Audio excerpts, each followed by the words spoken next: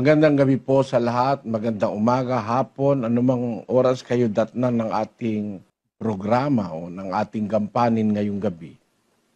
Ito po ay pag-aaral ng doktrina o aral ng Panginoong Hesus.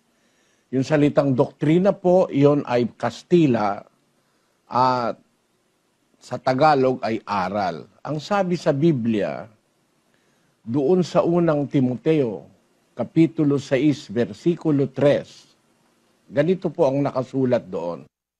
Ang sino mang nagtuturo ng mga hidwang doktrina at hindi sumasang-ayon sa turo ng ating Panginoong Hesukristo. Ito pong nagtuturo, hidwang doktrina. Yung hidwa, ang ibig sabihin, lisya, mali. Hindi sumasang-ayon sa turo ng ating Panginoong Hesukristo. So, ang atin pong tutuklasin, doktrina at turo ng ating Panginoong Hesukristo.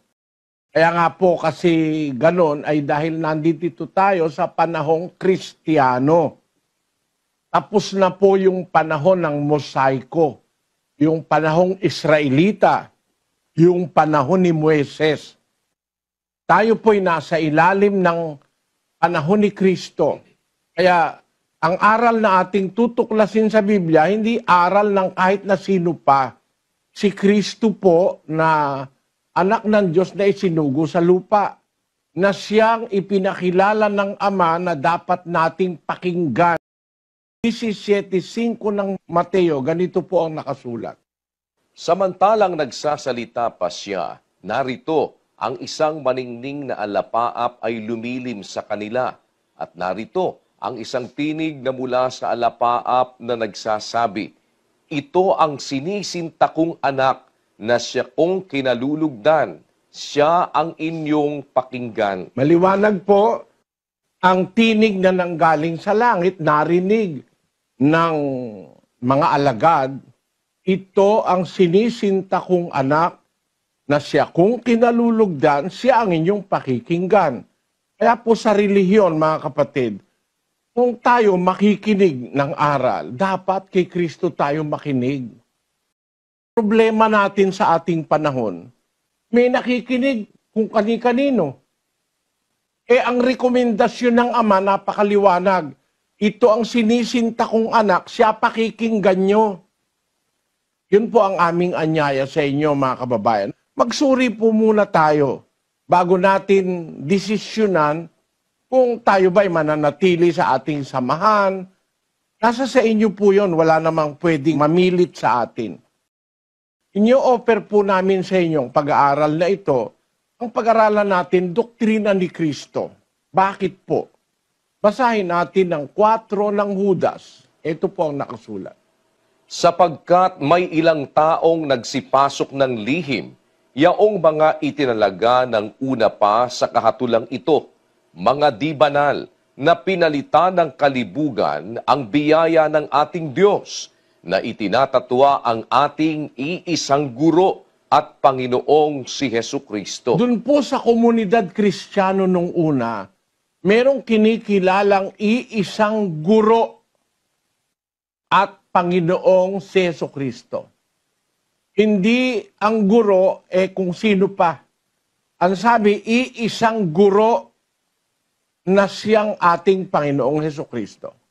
Kung siya ang iisang guro, siya ang ating pakikinggan pag nagtuturo siya sa atin. Yun po ang punto ko.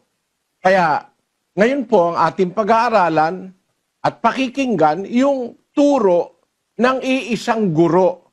Huwag tayong pumayag na ang magturo sa atin si Buddha. Iba ituturo ni Buddha o si Shinto. Huwag yun, hindi po yun ang guro na nung marinig ng mga apostol doon sa bundok na sinasabi sa langit na ito ang aking sinisintang anak na siya kong kinalulugdan. Siya inyong pakikinggan. Yun mismo ang pagbibigay ng Diyos ng giya sa mga apostol para ang pakinggan nila ang Panginoong Hesukristo na siyang iisang guro na itinakda ng Ama para sa mga Kristo. Mangaral si Kristo hanggang sa katapusan na ng mundo. Siya po ang ating guro. Sa Kanya tayo sasangguni, ang Kanyang aral yung salita ng Kristo, yun po ang ating iisa-isahing pag-aralan mula ngayong gabi hanggang sa susunod na mga gabi kung loloobin ng Diyos. Sapagkat yun ang doktrina ni Kristo. Pag tayo nakinig sa iba, doktrinang hindi kay Kristo, masama po ang kahulugan nun, mga kapatid. 7:7 ng Marcos hanggang 8. Datapwat walang kabuluhan ang pagsamba nila sa akin na nagtuturo ng kanilang pinakaaral ng mga utos ng mga tao. Ayon, maliwanag ano po. Walang kabuluhan ang pagsamba nila sa akin, sabi ng Panginoon, na nagtuturo ng kanilang pinakaaral ng mga utos ng mga tao. Ano ngayon ang nangyari sa 8? Nilisan ninyo ang utos ng Diyos at inyong pinanghahawakan ang salit-saling sabi ng mga tao. Yan po ang masama niyan na lisanin natin, humiwalay tayo sa utos ng Diyos at ang panghawakan natin yung salit-saling sabi ng mga tao. Kaya nga, sabi ni Kristo, walang kabuluhan ang pagsamba nila sa akin. Sumamba man tayo, mag-abuloy man tayo, bigay man natin lahat ng ating kayamanan. Pero ang ating sinusunod pala, utos ng mga tao, doktrina ng mga tao, walang kabuluhan ang ating ginagawa. Kaya sa relihiyon, mga kababayan, ang relihiyon po, hindi nakukuha yan sa parang paano-ano lang, yung parang reckless tayo. Ang relihiyon, we have to take religion and we have to practice religion as religion. Gawin natin yung pinakamabuting pagsusuri bago tayo magrelihiyon. Maraming pagliligaw sa ating panahon, ipinagpauna po yan ng Biblia na may magtuturo ng ibang aral, yung mga palalo, yung walang nalalamang anuman tungkol kay Kristo. Ang ituturo, ibang aral. Doon po tayo dapat mag-isa nating pag-aralan ng aral ng Panginoong Hesukristo. Doon po sa Mateo 28:19, bago po pumanhik sa langit ang Kristo, nagbilin siya doon sa 11 apostol. Matatandaan nyo, 12 po ang apostol. Nagtalo si Judas, nagtraidor. Nung makilala niya yung kanyang kasama ang ginawa, nagpatiwakal si Judas. Nagpatihulog si Judas na patiwarik. Sumabog ang kanyang tiyan ayon dun sa aklat ng gawa. 11 sa mga apostol ang natira. Doon sa 11, sinabi ni Kristo, bago po siya umakyat sa langit, ang ganito. Basahin po natin ang 28 ng Mateo 19. Dahil dito, magsiyaon nga kayo at gumawa kayo ng mga alagad sa lahat ng bansa, na sila'y inyong bautismuhan sa pangalan ng Ama at ng Anak at ng Espiritu Santo. Na ituro ninyo sa kanila na kanilang ganapin ang lahat ng mga bagay na iniutos ko sa inyo, at narito ako'y sumasa inyong palagi hanggang sa katapusan ng panahon. Ayon.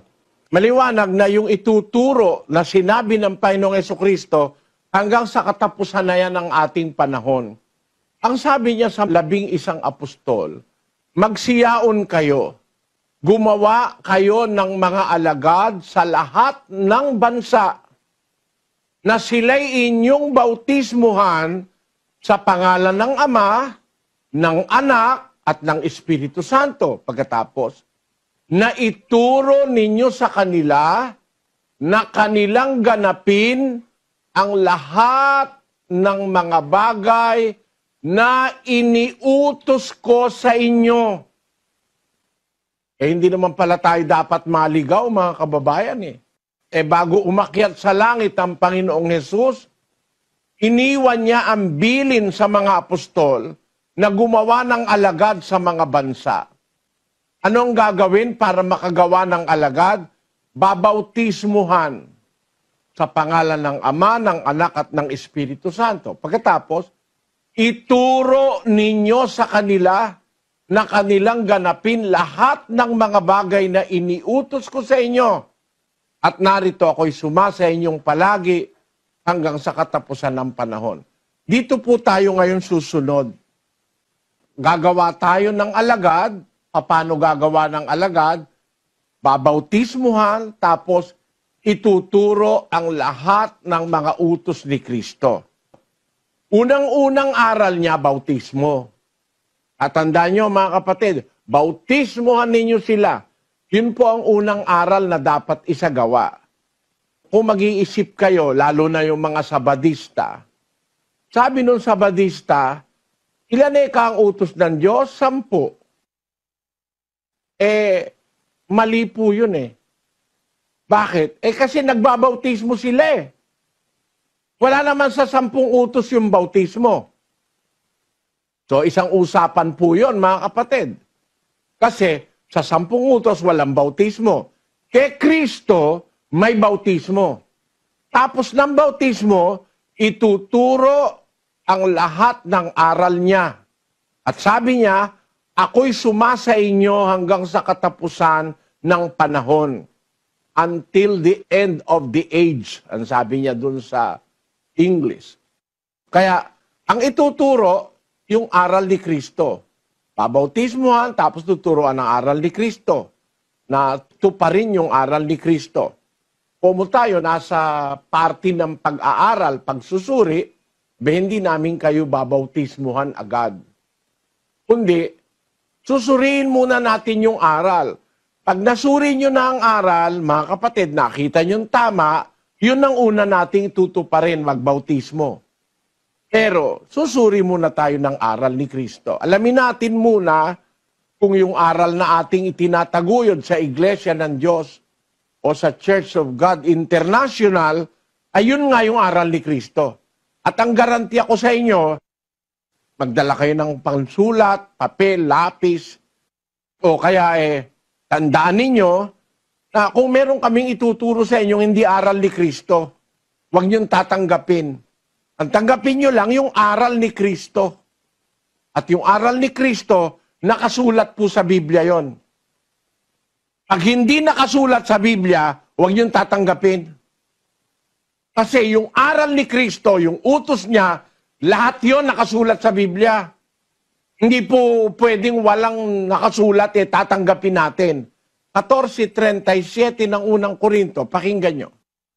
Kung iniisip ni man na siya'y propeta o ayon sa Espiritu, ay kilalanin niya ang mga bagay na sa inyo'y isinusulat ko na pawang utos ng Panginoon. Ayun ang sabi ng mga apostol. Ang lahat ng sa inyo'y isinusulat ko, sabi ni Pablo, pawang utos ng Panginoon. Kaya yung lahat ng utos ng Panginoong Hesus, makikita natin isinulat ng mga apostol. Pagka hindi isinulat, hindi utos yun. Kasi sabi niya, liwanag ang mga bagay na sa inyo isinusulat ko, pawang utos ng Panginoon. Yung salitang pawang sa Tagalog, ang ibig sabihin nun, lahat, bawat isa na itinusulat ko, pawang utos ng Panginoon.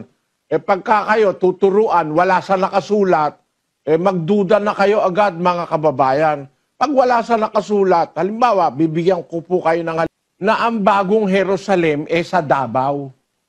Wala yun. Hindi nakasulat na ang Diyos, yung kanyang trono, aalisin niya sa langit, dadalhin Diyos. Hindi po aalisin ng Diyos yung kahit kailan sa langit.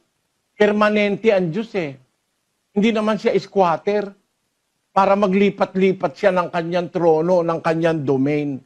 Hindi po ito, mga kababayan, hindi po ito pang-aatake, Para lang ipakita ko sa inyo, may mga aral, wala sa Biblia, hindi tinuturo ng Biblia. Kaya, kung alin lang yung nakasulat sa Biblia, yun lang ang ating tatanggapin, yun lang ang ating sasampalatayanan. Gaya ng sinabi ng Panginoong Hesus sa mga apostol. Ituro niyo sa kanila ang lahat ng bagay na aking iniutos sa inyo at narito ako'y sumasa inyong palagi hanggang sa katapusan ng panahon. Ngayon, umpisahan natin. Ang unang aral niya, bautismo, mga kapatid. Anong katunayan ang unang aral ni Kristo sa isang dating hindi mananampalataya Pero pag nakinig sa kanya at sumunod sa kanya, ang unang aral ay bautismo. Alam nyo, si Pablo, yung Apostol Pablo, pinag-uusapan sa mga relihiyon. Yan po, hindi dating Kristiyano yan. Yan po ay miyembro ng Judaismo, si Apostol Pablo. Sapagkat inyong nabalitaan ang aking pamumuhay ng nakaraang panahon sa relihiyon ng mga Hudyo, kung paanong aking inuusig na malabis at nilipol ang iglesia ng Diyos. Nung nasa panahon na siya'y nasa relihiyon ng mga Hudyo, ang ginagawa ni Pablo, inuusig niya yung iglesyang itinayo ni Kristo. Inuusig ko ikang malabis at nililipol ang iglesia ng Diyos. Sabi ni Pablo. Ngayon, mula sa relihiyon ng mga Hudyo, tinawag siya, ang unang-unang sinabi kay Pablo, 22:16 ng Gawa. Pakinggan nyo. At ngayon, bakit ka tumitigil? Magtindig ka, at ikaw ay magbautismo, at hugasan mo ang iyong mga kasalanan na tumatawag sa kaniyang pangalan. Ang unang-unang ipinapasunod po kay Pablo, nung matawag na siya bilang isang kaanib sa iglesia, ang sabi po ni Ananias sa kanya, bakit ka nagtitigil? Magtindig ka, ikaw ay magbautismo at hugasan mo ang iyong mga kasalanan na tumatawag sa kanyang pangalan. Ang unang utos na ipinapatupad ng Diyos kay Pablo, nung siya'y umalis sa Judaismo at tinawag siya ng Diyos, magtindig ka, magbautismo ka sa pangalan ni Jesucristo. Sabi ng Biblia, hugasan mo ang iyong mga kasalanan na tumatawag sa kanyang pangalan. So, ito po ang patunay na ang unang utos ay bautismo para maging kaanib sa iglesia ng Diyos. Kasi pagkatapos na mabautismuhan, si Pablo ay naging kaanib sa iglesia ng Diyos. Pakinggan nyo ang 1:2 ng unang Korinto. Si Pablo, na tinawag na maging apostol ni Hesukristo sa pamamagitan ng kalooban ng Diyos, at si Sostenes na ating kapatid, sa iglesia ng Diyos na nasa Korinto, sa makatwid bagay sa mga pinapaging banal kay Kristo Jesus, na tinawag na mga banal, na kasama ng lahat ng mga nagsisitawag sa bawat dako sa pangalan ng ating Panginoong Hesukristo na kanila at ating Panginoon. Ayun, maliwanag po si Pablo, dati nasa relihiyon ng mga Hudyo, nasa Judaismo.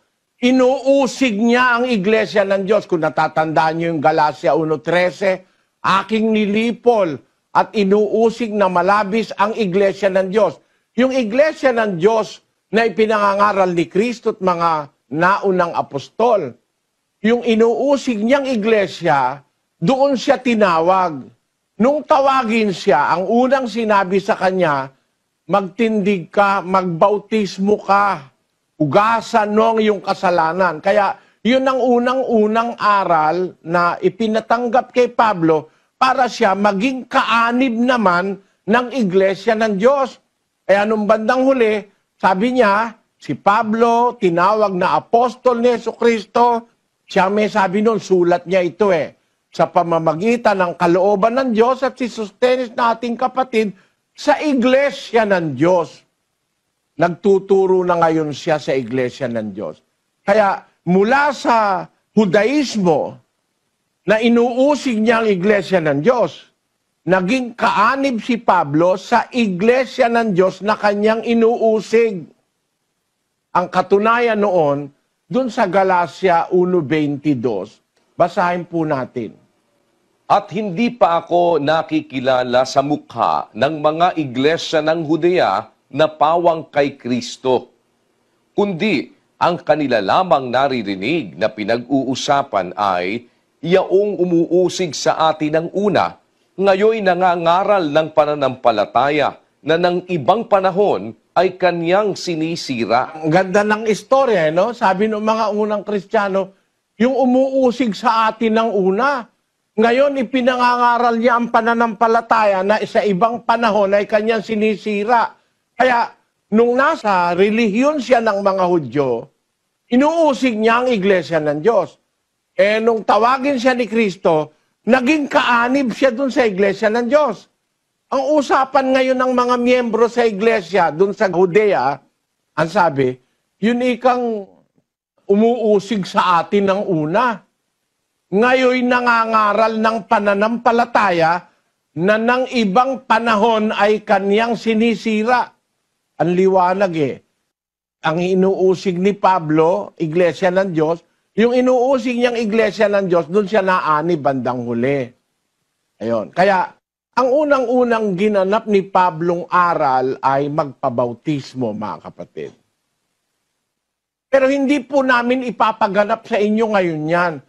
Magsuri muna po kayo kung kailangan ba na magpabautismo kayo o umanib sa iglesia. Kasi yun pong pagbabautismo, yun ang formal na pag-anib sa iglesia sa Biblia. Gaya ni Pablo, na dating miyembro ng Judaismo, umanib sa iglesia ng Diyos, unang-unang ginawa niya magbautismo. Yung kasi ang sabi ni Kristo, gumawa kayo ng alagad sa mga bansa, bautismoan nyo sila, pagkatapos turuan nyo silang ganapin ang lahat ng iniuutos ko sa inyo. Maliwanag na ang bautismo ang pangunahing aral para linisin ang kasalanan ng isang taong kagaya ni Apostol Pablo, na nang una ay nang uusig sa iglesia, nung tawagin ay binaging kaanib sa iglesia. Maring itanong ng kahit na sino, sa iglesia ng Diyos, mga kapatid, kailangan ba yon? Basahin natin ang 2:41 ng Gawa. Yaon ngang nagsitanggap ng kaniyang salita ay nangabautismuhan at nangaparagdag sa kanila ng araw na yaon ang may 3,000 kaluluwa. Lahat ng tumatanggap ng aral, ng salita ng Diyos, na ipinangangaral ng mga apostol, binabautismuhan po. Kaya, para maging kaanib sa iglesyang totoo, unang-unang ginaganap ay pagbabautismo. At yung mga ngaral ng mga apostol, yung anwikang mga nagsitanggap ng salita, nabautismuhan. Nabautismuhan para ano? 2:46. At araw-araw sila'y nagsisipanatiling matibay sa pagkakaisa sa templo at sa pagpuputol-putol ng tinapay sa bahay-bahay at nagsisikain sila ng kanilang pagkain na may galak at may katapatan ng puso, na nangagpupuri sa Diyos at nangagtatamo ng paglingap ng buong bayan at idinaragdag sa kanila ng Panginoon araw-araw yaong nangaliligtas. Ayon. Yung palang mga nagsisitanggap ng salita, nagpupuri sa Diyos. Idinaragdag sa kanila ng Panginoon araw-araw. Sa ibang salin po, idinaragdag sa iglesia araw-araw yaong nangaliligtas. Basahin natin sa English, kapatid na Daniel. Praising God and having favor with all the people. And the Lord added to the church daily such as should be saved. Ayon. Yung mga tumatanggap ng salita, araw-araw, binabautismuhan yung tumatanggap. Nung isang beses nga, 3,000 kaluluwa ang nabautismuhan at idinaragdag sa kanila o sa iglesia, araw-araw yaong nangaliligtas. Lahat ng tumatanggap ng salita, nagiging karagdagan sa iglesia. Yun po ang nakalagay sa English. The Lord added to the church daily such as should be saved. Kaya, ang formal na pag-anib sa iglesia ng Diyos na totoo, yun po ay dadaan sa bautismo ang isang tao na tatanggap ng salita. Pero bago bautismuhan, dapat munang tumanggap ng salita o ng aral. Kaya hindi namin kayo babautismuhan ngayon, mga kapatid. Pag-uumpisahan natin ngayong pag-aralan ang aral na pagka matatanggap ninyo, ang unang gagampanan ninyo ay bautismo. Yun, to the meantime, hindi po yan ang ating gagampanan. Susuriin muna natin yung aral at pag narinig nyo, kung matatanggap nyo, saka magaganap yung kayo ay babautismuhan. Pero kailangan po yung bautismo kasi yun ang formal na pag-anib sa iglesia. Utos po ng Diyos kasi yung lahat ng tumatanggap ng salita, idinaragdag sa iglesia. Nagiging karagdagan ng mga kaanib sa iglesia yung mga tumatanggap ng salita. Paano kayo maaanib? Kung hindi naman namin ipapaliwanag yung salita ng Diyos sa inyo. Pero kailangan munang maipahayag sa inyo ang salita ng Diyos. Kung matatanggap nyo, magiging karagdagan sa iglesia ang isang taong nakatanggap ng salita pagkatapos na siya ay mabautismuhan. Ayon sa Biblia. Ang katunayang yung pag-anib sa iglesia, kasi ganito yung tiisin na hindi masabi Kung nakikinig kayo puno ng 700 Club, hindi kakailangan ng iglesia. Yun. Kailangan ba ang pag-anib sa iglesia? Ang sabi ni Naluz. Ito po ang sagot ni Pat Robertson, salin sa Pilipino ng The Answer, 100 Questions Filipino Ask, page 58 to 59. Kailangan ba akong sumapi sa iglesia para maligtas?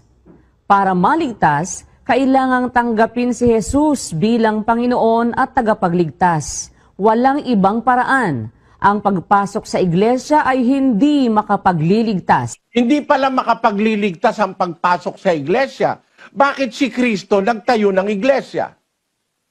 Hindi ba dapat nag-iisip din tayo, mga kababayan? Wala palang kwenta ang iglesia, hindi pala kailangan sumapi. Nagpapakita ng pagliligaw ng mga taong walang pagtitiwala sa Diyos. Sabi ng Biblia, ang Diyos nagtayo ng iglesia. Ibig sabihin, nagtayo ang Diyos ng iglesia para itakwil mo lang, wag mo lang pansinin, wala palang kwenta, tayo ka ng iglesia, tapos di naman pala kailangan.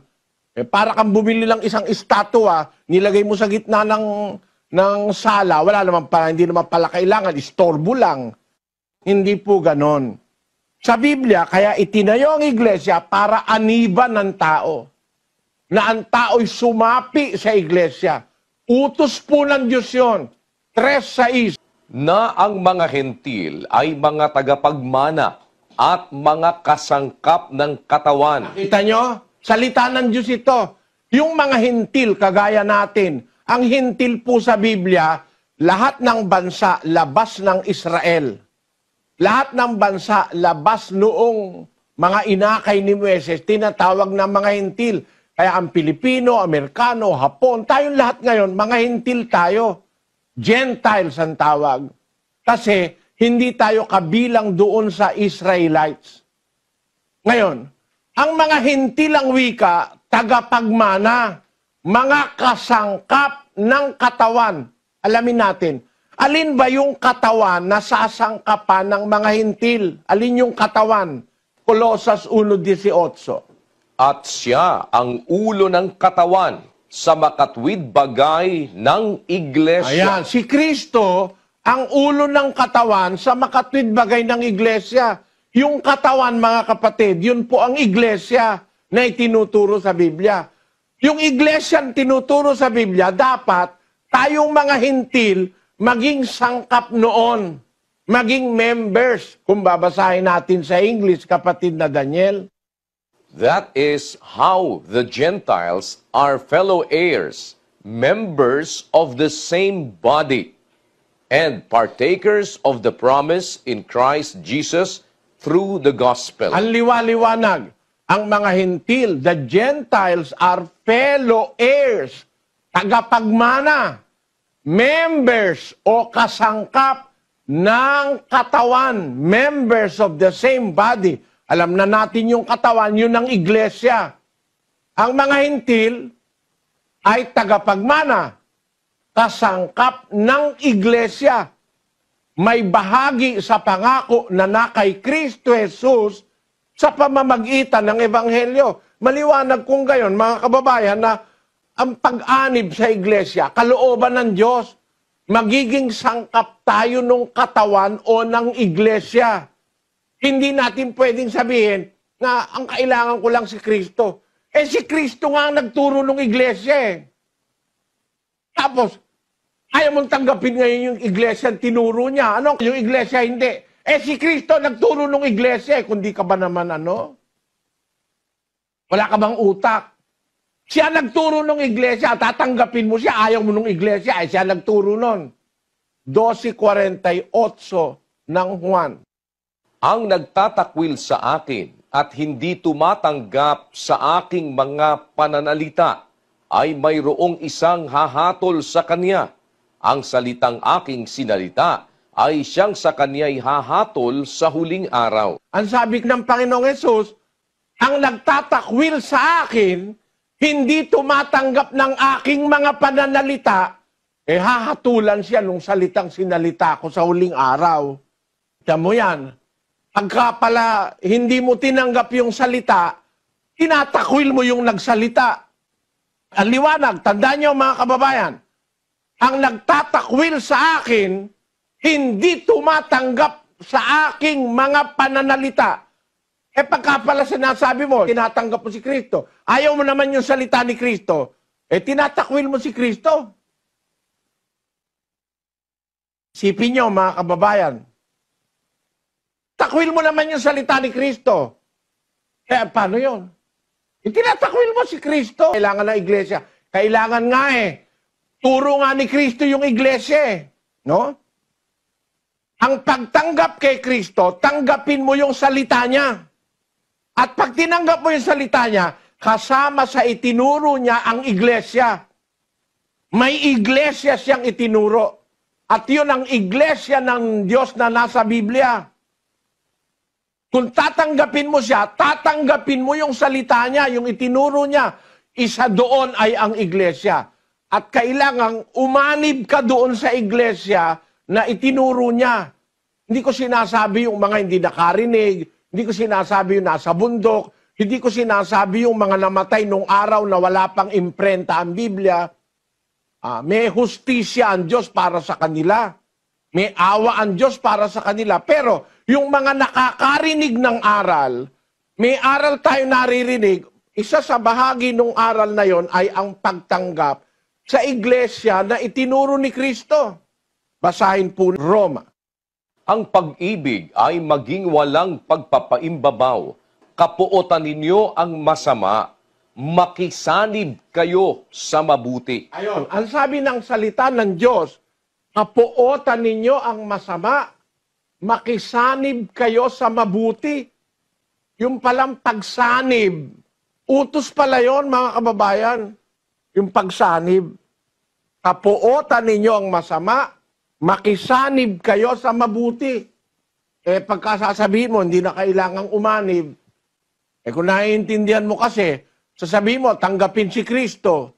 Tapos ayaw mo namang ipatanggap yung iglesyang itinayo ni Kristo. Pagtanggap kay Kristo, tanggapin mo yung salita niya. Eh isa sa mga itinuro niyang aral, ang iglesia. Eh kaya nga siya nagtayo ng iglesia eh. Ano ba naman nagtayo ng iglesia mo? Tanggapin ko si Kristo. Eh ang aral ni Kristo ay nagtayo siya ng iglesia.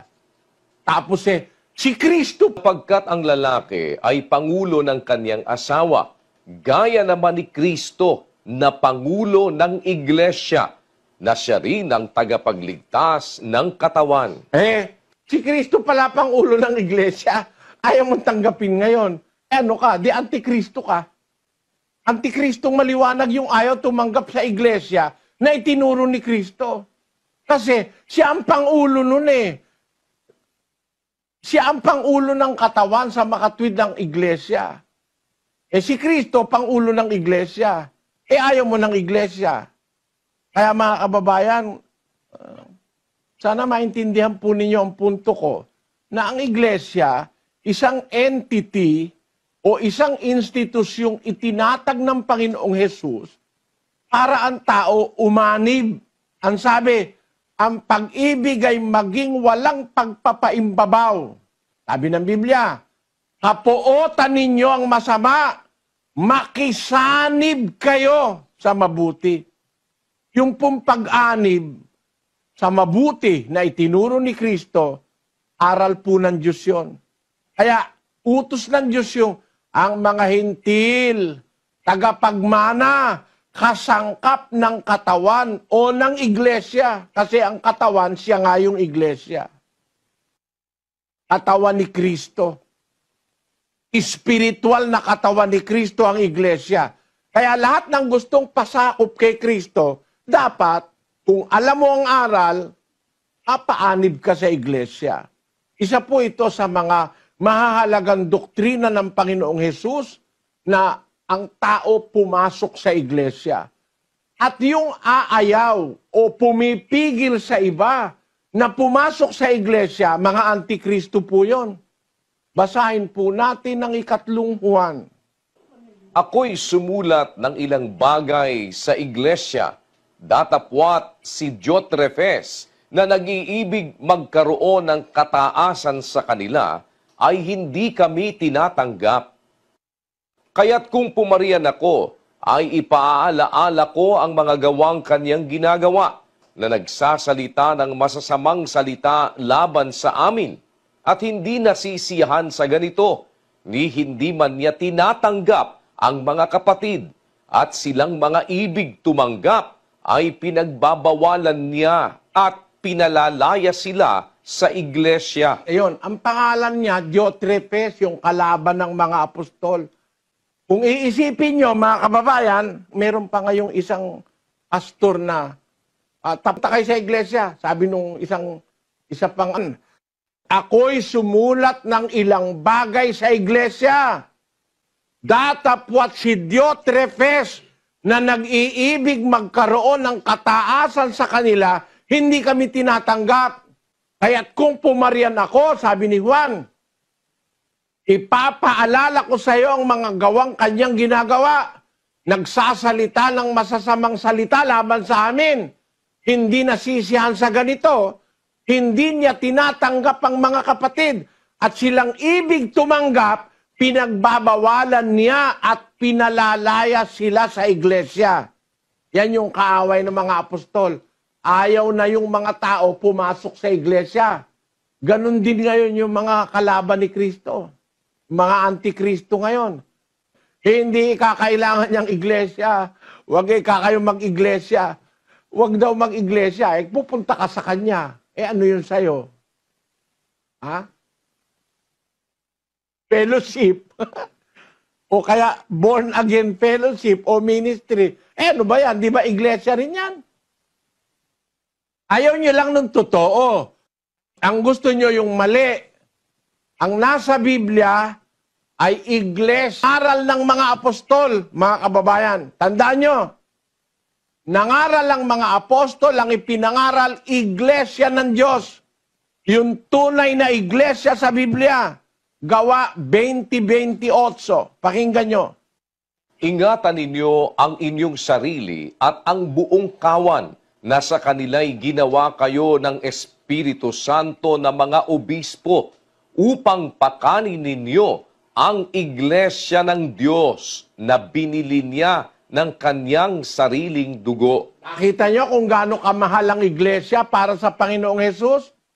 Yung iglesia ng Diyos, binili niya ng kanyang sariling dugo. Kaya siya nagsakripisyo, pinatay sa krus dahil sa iglesia.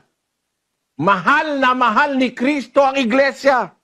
Kaya ang turo ng mga apostol, doon sa 5 ng Epeso, Mga lalaki, ibigin ninyo ang inyo-inyong asawa, gaya naman ni Kristo na umibig sa iglesia at ibinigay ang kanyang sarili dahil sa kanya. makita nyo, hanggang sa walang hanggan ng iglesia. Yung iglesia sa Biblia, walang wakasyon. 3:11 ng Epeso, kapatid na Daniel. Upang ngayon sa pamamagitan ng iglesia ay maipakikilala sa mga pamunuan at sa mga kapangyarihan sa sangkalangitan ang kapuspusan ng sari-saring karunungan ng Diyos, ayon sa panukalang walang hanggan na ipinanukala kay Kristo Jesus na Panginoon natin. Ang iglesia pala, mayroong isang gagampanan na panukalang walang hanggan. Paano mo sasabihin ngayon tapos na ang church age? Ang liwanag yan, no? Upang ngayon, sa pamamagitan ng iglesia, maipakilala sa mga pamunuan at sa mga kapangyarihan sa sangkalangitan ang karunungan ng Diyos. It is the church that will be instrumental in revealing the wisdom of God. Ang iglesia, ang kakasangkapanin ng Diyos para maipangaral ang karunungan ng Diyos ayon sa panukalang walang hanggan. Tapos na ang church age. Hindi pa nga tapos ang mundo, ba't tinapos mo ang church age? No? Yun ang mga maling aral. Wala sa Biblia yung aral na yon, na tapos na raw ang church age. Ganon din ang sinabi ni Camping, yung Amerikanong pastor. Ganon din ang sinabi nitong isang huling pastor na nabasa ko kamakailan, hindi na raw kailangan ng iglesia. Iglesia po ang institusyon na itinatag ng Diyos sa pamamagitan ni Kristo para siyang aaniban ng tao para maturuan ng aral ni Kristo. Ang iglesia ang magtuturo ng karunungan ng Diyos ayon sa panukalang walang hanggan. Napakaliwanag naman eh. Ulitin nga natin, lagay mo sa screen, kapatid na Daniel, pakiulit mo, mabasa. Pakibasa nyo mga kababayan, hindi totoong tapos na ang iglesia o church age. Upang ngayon, sa pamamagitan ng iglesia, ay maipakikilala sa mga pamunuan at sa mga kapangyarihan sa sangkalangitan ang kapuspusan ng sari-saring karunungan ng Diyos ayon sa panukalang walang hanggan na ipinanukala kay Kristo Jesus na Panginoon natin. Panukalang walang hanggan niyang ang iglesia ay gagamitin ng Diyos para ipakilala ang karunungan ng Diyos. Huwag kayong magagalit mga kababayan, no? Pinapakita ko lang kasi ito ang paraan ng Diyos sa pag-aaral ng salita ng Diyos eh. Ikukumpara mo yung tama dun sa sinasabi ng mga mali sa isang talata ng Ecclesiastes 7:27. Narito, ito'y aking nasumpungan, sabi ng mangangaral, na iniaagapay ang isang bagay sa iba upang matagpuan ang kadahilanan. Pag-aagapayanin mo para makita mo kung alin ba yung totoo. Yung isang bagay, iaagapay sa iba. You are going to compare one thing to another in order to discover the existence of that thing. Parang ganito, mga kababayan, ano? Halimbawa, Miss Universe. Talagang pinag-aagapay, pinagtatabi-tabi ang mga kandidata para makita kung sino pinakamaganda. Pinag-aagapay. Ganon din naman ang salita ng Diyos sa Biblia. Iaagapay mo yung isang bagay sa iba para makita mo, alin ba totoo? Kasi, tapos na raw ang church age. Hindi po totoo yun eh. Kasi, yung iglesia, ayon sa Biblia, ay panukala ng Diyos na ang iglesia ay tagapagpakilala ng karunungan ng Diyos. Ayon sa panukalang walang hanggan, according to an eternal purpose, which He purposed in Christ Jesus our Lord. Yung purpose ng iglesia na magpapakilala ng karunungan ng Diyos, eternal purpose yun. Para sabihin ngayon ng sino mang mangangaral na tapos na ang iglesia, hindi na kailangan ng iglesia, mga antikristo yan, mga kapatid. Unang-unang kailangan nating maganap kung tatanggapin natin ang salita ng Diyos na siya nating pag-aaralan sa mga araw na ito. Unang-unang dapat nating maganap matanggap natin yung iglesia ng Biblia. Yung iglesyang itinuro ng ating Panginoong Hesukristo. Yun po unang-una nating dapat na maganap. Ngayon, meron naman tayong masasalubong ngayon ng mga hindi na kailangan. Magkumpara kayo. Sino kaya nagsasabi ng totoo?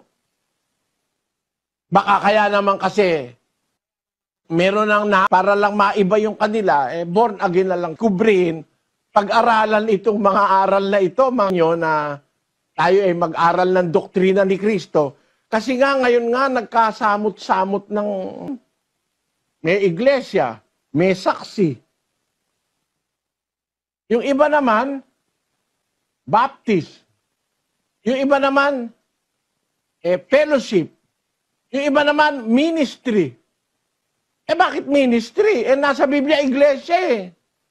Pag-isip nga tayo mga kababayan, huwag kayong magagalit sa akin mga kababayan, mga guest, mga bisita. Kasi ang nasa Biblia po, iglesia eh. Pati sa Biblia nila, hindi na nakalagay eh. Ba't pinalitan ng assembly? Kami Assembly of God. Ba't assembly? Ang nasa Biblia ay Kristo. Sa ibabaw ng batong ito, tatayo ko ang aking mga saksi. Ganun ba yon? Sa ibabaw ng batong ito, itatayo ko ang aking assembly. Yung ba yon? Sa ibabaw ng batong ito, itatayo ko ang aking ministry. Sa ibabaw ng batong ito, itatayo ko ang aking fellowship. Meron ba nun? Hindi po eh. Sa ibabaw ng batong ito, itatayo ko ang aking iglesia. Upon this rock, I will build my church, and the gates of hell shall not prevail against it. Iglesia po ang itinuturo sa Biblia, mga kababayan. Hindi fellowship, hindi saksi ni Jehovah, wala nun. Wala pong ituro eh. Ang itinayo, iglesia. At ang mga hentil ay mga tagapagmana ng buhay na walang hanggan, kasangkap ng katawan o ng iglesia. We must be part of that body. We must be members of that same body, which is the church. Aanib tayo doon sa iglesia na sinasabi sa Biblia. Huwag kayong maniniwala na hindi kailangan ng iglesia, hindi kailangan umanib. Kung alam mo rin lang, hindi natin inuobliga yung wala pang naririnig na aral, hindi pa nakakarinig ng ebanghelyo. Kagaya halimbawa, nung panahon ni Kristo, nangangaral siya 2,000 years ago. Yung mga ipugaw naman, gumagawa ng rice terraces. No? Hindi naman narating ni Kristo yung mga ipugaw, kaya walang naanib sa iglesia nung panahon na yon. Pero ngayon, yung aral ni Kristo nakarating na sa ipugaw, kaya meron na tayong mga kapatid na sa ipugaw. No? Inuobliga yung hindi nakakarinig. Pero yung nakakarinig ng aral, dapat maintindihan nila na si Kristo nagtayuwag sa Biblia na iglesia ng Diyos. Yung iglesia ng Diyos na yon ay magpapakilala ng karunungan ng Diyos ayon sa panukalang walang hanggan. At yung iglesia ng Diyos na yon, doon aanib ang mga babautismuhan. Ayon sa ating nabasang mga talata. Hindi po pwede, mga kapatid, at hindi maaaring matutulan na ang iglesia ay institusyong mahalaga para kay Kristo. Pinag-ukulan niya nga ng kanyang sariling buhay yun eh. Minahal niya ang iglesia, binili niya ng kanyang sariling dugo. Ulit natin, 20:28 ng Gawa. Ingatan ninyo ang inyong sarili at ang buong kawan na sa kanila'y ginawa kayo ng Espiritu Santo na mga obispo upang pakanin ninyo ang iglesia ng Diyos na binili niya ng kanyang sariling dugo. Ayun, ang liwanag, ang iglesia ng Diyos na binili niya ng kanyang sariling dugo. Yan po ang nasa Biblia. Ngayon, sa kasamaang palad, may nagsali ng Biblia, iniba. Ang inilagay, Iglesia ni Kristo. Yung si Lamsa. Kaisa-isang Biblia yon na ang nakalagay, Iglesia ni Kristo. Salin ni Lamsa, isang modern Iglesia ni Kristo. Pero kung babalik orihinal na lingwaheng ginamit ng bagong tipan, ang nakalagay po sa Grego, Ecclesian Theo. Ayon. Basahin natin yung 20:28 ng Gawa. Prosechete eotois kai pantito poimnio en o umas to pneuma to agion eteto episkopos oy may name ten eklesyan tooteo. Iglesia ng Diyos. Hindi iglesia ni Kristo. Eklesyan tooteo. Iglesia ng Diyos na binili niya ng kanyang sariling dugo. Pakinggan nyo ha. Nung sabihin ni Kristo, itatayo ko ang aking iglesia, sarili niya ba yun? Itatayo niya? Sapagkat ako'y hindi nagsasalita na mula sa aking sarili, kundi ang Ama na sa akin ay nagsugo, ay siyang nagbigay sa akin ng utos, kung ano ang dapat kong sabihin at kung ano ang dapat kong salitain. At nalalaman ko na ang kanyang utos ay buhay na walang hanggan. Ang mga bagay na sinasalita ko ay ayon sa sinabi sa akin ng Ama, gayon ko sinasalita. Ayon. Yung pala sinasalita niya, galing sa Diyos yun. Mga kababayan, nagsasalita si Kristo, galing sa Ama. Kaya nung sabihin niya, itatayo ko ang aking iglesia, salita ng Ama yun. Sabi ni Kristo, ang sinasalita ko hindi sa aking sarili. Hindi ako nagsasalitang mula sa aking sarili.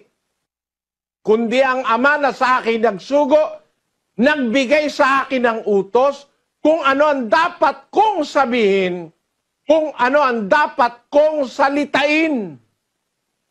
Kaya nung sabihin niya, itatayo ko ang aking iglesia, kanya ba yon? Hindi po. Ang Ama yon. Salita ng Ama yon na nanggagaling sa bibig ni Kristo. At yun ang talagang hula na gagampanan ni Kristo. May hula bago pa siya nagkatawan tao. 18. Aking palilitawin sa kanila ang isang propeta sa gitna ng kanilang mga kapatid na gaya mo, at aking ilalagay ang aking mga salita sa bibig niya, at kanyang sasalitain sa kanila ang lahat ng aking iuutos sa kanya. O yan, sabi sa hula, kausap ng Diyos si Moises, papalitawin ko ang isang propeta sa gitna ng kanilang kapatid, gaya mo. Sabi niya kay Moises, magpapalitaw ako ng isang propeta sa gitna ng Israel. Gaya mo, ilalagay ko ang aking mga salita sa bibig niya. Sabi ng Diyos, sinong propeta yon? Napapalitawin ng Diyos gaya ni Moises, ilalagay ng Diyos ang salita niya sa bibig ng propeta na yon. 3:22-20 ng gawa. Pakinggan nyo. Tunay na sinabi ni Moises, ang Panginoong Diyos ay magtitindig sa inyo ng isang propetang gaya ko mula sa gitna ng inyong mga kapatid. Siya ang inyong pakinggan sa lahat ng mga bagay na sa inyo'y sasalitain niya. At upang kanyang suguin ang Kristo na itinalaga sa inyo na si Jesus. Yung palang propeta na yon ay ang Panginoon Kristo. Sabi ng Diyos, ilalagay ko ang aking mga salita sa bibig niya. Kaya pag nagsalita yung propeta na yon, ang sasabihin nun, salita ng Ama. Ano sabi ni Kristo? Sa ibabaw ng batong ito, itatayo ko ang aking iglesia. Kanino ngayon yon? Kay Kristo? Hindi po. Sa Ama yon. Kaya nga iglesia ng Diyos yun Ang liwaliwanag sa gawa 20:28 na iminali ni Lamsa na ang iglesia ng Diyos, binili niya ng kanyang sariling dugo. Pagkatapos na maitatag ang iglesia ng Diyos, nagsakripisyo si Kristo hanggang naibubo ang kanyang dugo sa krus dahil sa iglesia. Yung iglesia ang kanyang ipinangaral at itinuro sa mga apostol. Yun ang iglesia ng Diyos, mga kababayan. Ang opisyal na pangalan ng iglesia sa Biblia ay iglesia ng Diyos. Doon sa pangalan ng may-ari, Basahin natin ang 43:7 ng Isayas. Pakinggan nyo. Bawat tinatawag sa aking pangalan at yaong aking nilikha ay sa aking kaluwalhatian, yaong aking inanyuan, oo, yaong aking ginawa.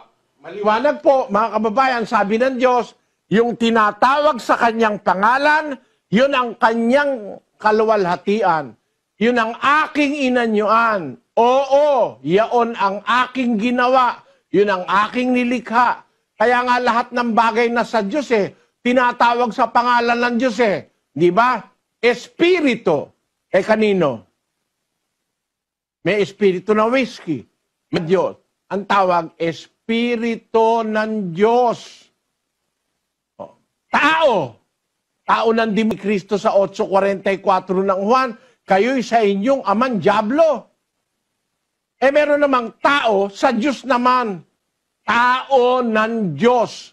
Nasa 3:17 ng ikalawang Timoteo. Ngayon, anghel ng Diyos. Lahat ng sa Diyos sa Diyos tinatawag Tao ng Diyos, Espiritu ng Diyos, anghel ng Diyos, Kristo ng Diyos. Pati si Kristo tinatawag Kristo ng Diyos 9:20, kapatid na Daniel. At sinabi niya sa kanila, datapwat, ano ang sabi ninyo kung sino ako? At pagsagot ni Pedro ay nagsabi, ang Kristo ng Diyos. Si Kristo, ang Kristo ng Diyos. Kaya lahat ng sa Diyos tinatawag sa kanyang pangalan. 9:19 ng Daniel. O Panginoon, dinggin mo. O Panginoon, patawarin mo. O Panginoon, iyong pakinggan at gawin. Huwag mong ipagpaliban, alang-alang sa iyong sarili, O Diyos ko, sapagkat ang iyong bayan at ang iyong mga tao ay tinatawag sa iyong pangalan. Ang tao ng Diyos, ang bayan ng Diyos, tinatawag sa kanyang pangalan. Maliwanag, mga kababayan. Kaya pagdating sa iglesia, iglesia ng Diyos. Natural naman iglesia ng Diyos Tao ng Diyos, anghel ng Diyos, Espiritu ng Diyos, Kristo ng Diyos, iglesia ng Diyos. Pagkatapos iglesia mo iglesia Wesley, tinawag sabi sa Biblia, ang sa Diyos, tinatawag sa pangalan niya. Ano ngayon na ibig sabihin niyan Lutheran ka. Huwag kayong magagalit, mga kababayan, no? Nag-aaral tayo lang ng totoo. Ang sa Diyos, tinatawag sa pangalan ng Diyos. Ang iglesia mo, Lutheran Church. Ang iglesia mo, Wesleyan Church. Ang iglesia mo, Four Square Church. Ang iglesia mo, Roman Catholic Church. Asan ang pangalan ng Diyos doon? Huwag kayong magagalit, mga kababayan. Huwag kayong magagalit. Pinag-aaralan natin Biblia. Kung talagang sa Diyos, ay tinatawag yan sa pangalan ng Diyos. Parang ikaw. Alam ba, pangalan mo, Jose. Anak ni Jose, bahay ni Jose, lupa ni Jose, asawa ni Jose, kalabaw ni Jose, kabayo ni Jose, etc. Pagka yung anak ni Jose, tinawag mong anak ni Juan, masama ibig sabihin nasa lisihan si Jose. No? Lahat ng kay Jose, asawa ni Jose, anak ni Jose, kalabaw ni Jose. Bakit naman? Sabi ng Diyos, yung tinatawag sa aking pangalan, yun ang aking nilikha. Sa aking kaluwalhatian. Yung aking inanyuan. Oo, yung aking ginawa. Yun ang tinatawag sa kanyang pangalan. Ba't ang iglesia mo tinatawag sa pangalan ni Luther? Ba't naman ang iglesia mo tinatawag sa pangalan ng Roma? Bakit nagkaganon? Ang sa Diyos tinatawag sa pangalan ng Diyos. Umalis kayo sa iglesia nyo. Isip lang tayo. Tapos basahin nyo lang sa sitas, nasa Biblia nyo rin. Bakit kayo Lutheran? Ang sa Diyos tinatawag sa kanyang pangalan. Pumayag kang tawagin kang Aglipayano. Si Aglipay, Ilocano yung kababayan ko yun Hindi naman dapat na tayo tawaging Aglipayano. pangalan ng tao yun. Tawagin sa pangalan ng Diyos. Lahat ng sa Diyos tinatawag sa kanyang pangalan. Yun ang kanyang kalooban. 3:14-15 ng Efeso. Pakinggan nyo. Dahil dito ay iniluluhod ko ang aking mga tuhod sa Ama ng ating Panginoong Hesukristo, na sa Kanya'y kumukuha ng pangalan ang bawat sangbahayan sa langit at sa lupa.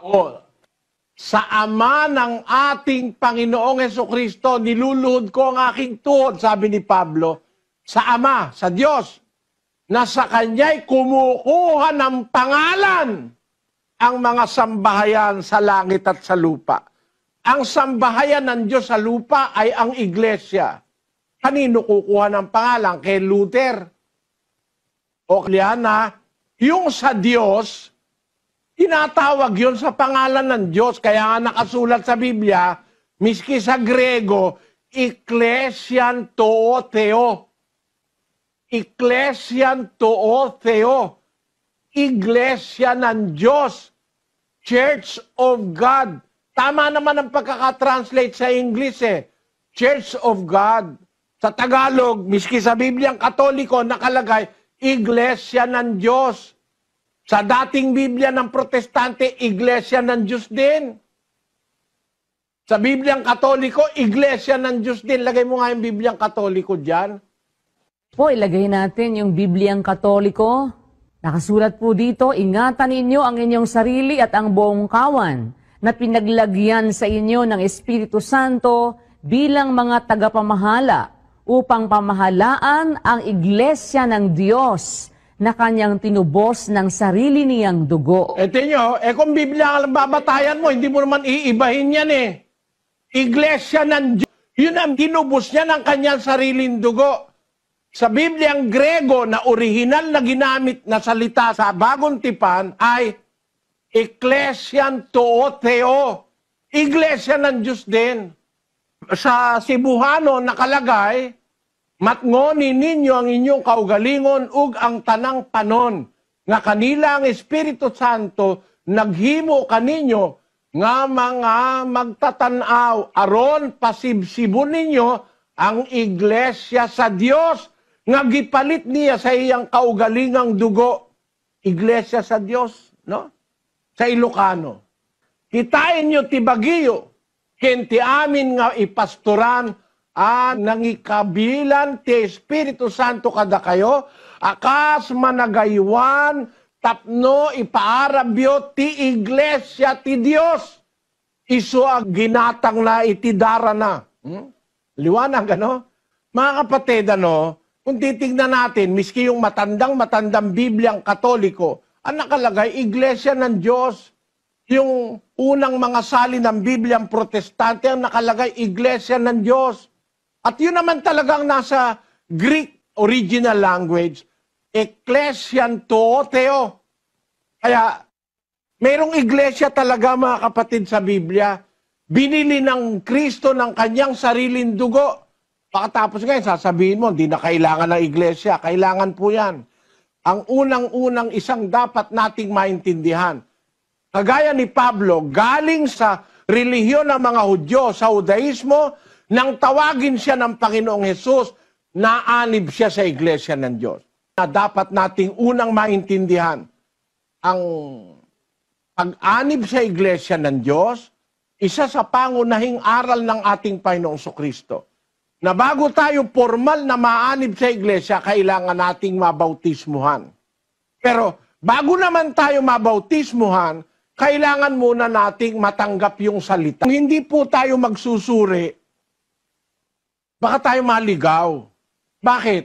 Kasi dapat sa Biblia tayo magbatay eh. Wala naman sa Biblia yan eh. Iglesyang totoo dapat tawagin sa pangalan ng may-ari. Ang Diyos ang may-ari ng iglesia, kaya ang nasa Biblia, iglesia ng Diyos. Yan po ang aming iniaanyayang suriin nyo, mga kababayan. Magmumula sa gabing ito, hanggang sa mga darating na gabi, nanyayang kababayan ang pagkukumpara ng mga bagay-bagay para tayo makarating doon sa isang tamang konklusyon na ang ginagamit lang ay ang Biblia.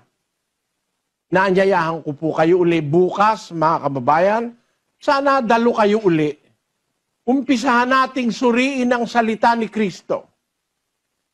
Para tayo kasi maanib sa iglesia, dapat matanggap yung bautismoan kung hindi nyo matatanggap yung salita. Para matanggap ang salita, suriin natin yung salita, yung doktrina ni Kristo sa Biblia.